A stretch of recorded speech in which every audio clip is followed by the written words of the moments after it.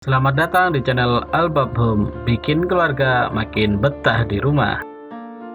Kali ini kita akan menjelaskan tentang konsep desain kamar tidur dari klien kami, yaitu Ibu Handri yang berada di Karanganyar. Dan kamar tidur ini teruntuk anak perempuannya yang tercinta, yang berusia 9 tahun.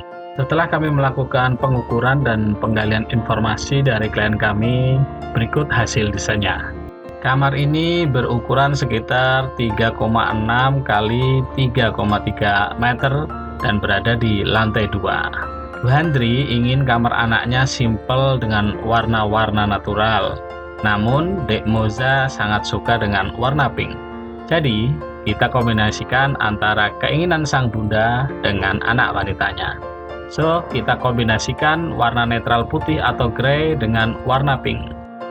Catatannya adalah Bu Andri ingin konsep desainnya supaya bisa sampai anaknya umur remaja. Jadi, desain yang kita berikan tidak terlalu playful.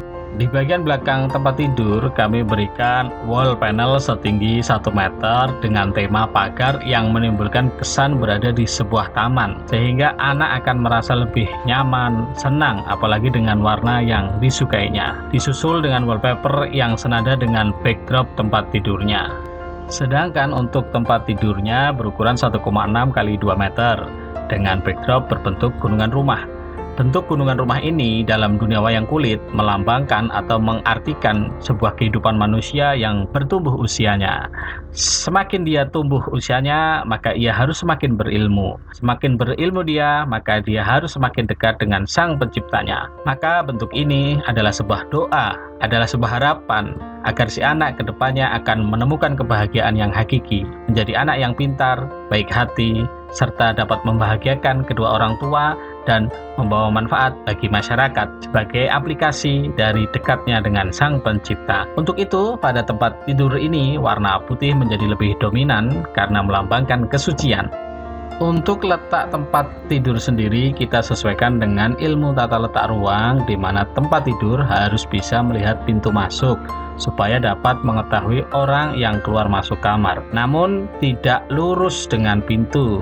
Ini bertujuan agar ketika pintu lupa ditutup, orang di luar kamar tidak bisa melihat secara langsung posisi tidur penghuninya. Selain itu, ketika tempat tidur bukan single bed atau kategori double bed, maka salah satu sisinya tidak boleh berdempetan langsung dengan dinding.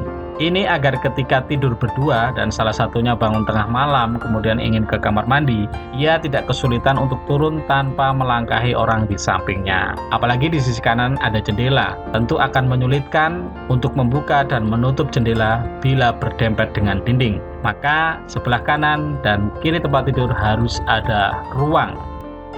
Kemudian di bagian bawah kaki itu kita sediakan storage berupa 2 laci. Ini untuk menyimpan pakaian maupun barang-barang agar kamar tidak terlalu terlihat berantakan. Untuk sebelah kiri tempat tidur sendiri kita letakkan meja rias. Ini sesuai dengan permintaan klien. Beliau ingin ada meja rias. Ini kita kasih ukuran yang tidak terlalu besar, tidak terlalu kecil, jadi proporsional saja.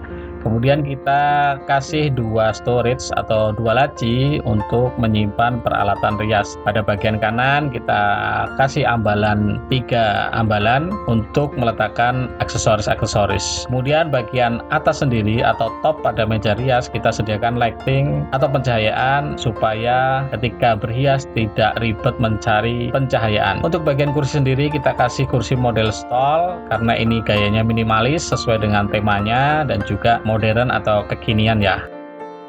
Nah, di bagian kiri meja rias kita letakkan almari pakaian. Almari pakaian ini memiliki 3 ruang atau 3 ruas, namun hanya 2 pintu dengan model sliding.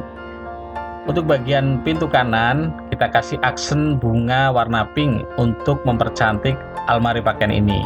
Untuk pintu bagian kiri sendiri kita kasih cermin agar memberi kesan luas pada ruangan. Di sisi lain juga tempat untuk bercermin ketika merapikan pakaian. Pada bagian ruang atau ruas berpintu ini adalah tempat rak pakaian lipat yang di bawahnya kita sediakan juga storage berupa laci. Untuk bagian ruas kiri sendiri adalah tempat untuk menggantung pakaian dan di bawahnya kita sediakan juga storage berupa 2 laci. Untuk anak-anak memang membutuhkan banyak storage ya di dalam kamarnya. Nah, pada bagian almari kiri ini atau ruas yang bagian kiri ini tidak kita kasih pintu karena supaya dapat melihat pakaian-pakaian yang digantung, karena biasanya pakaian-pakaian yang digantung adalah pakaian-pakaian pilihan, pakaian-pakaian yang bagus dan pakaian-pakaian yang rapi. Untuk meja belajar sendiri kita letakkan di tempat yang paling jauh dari tempat tidur. Ini bertujuan agar supaya anak bisa fokus belajar dan tidak sedikit-sedikit tergoda untuk rebahan di tempat tidur.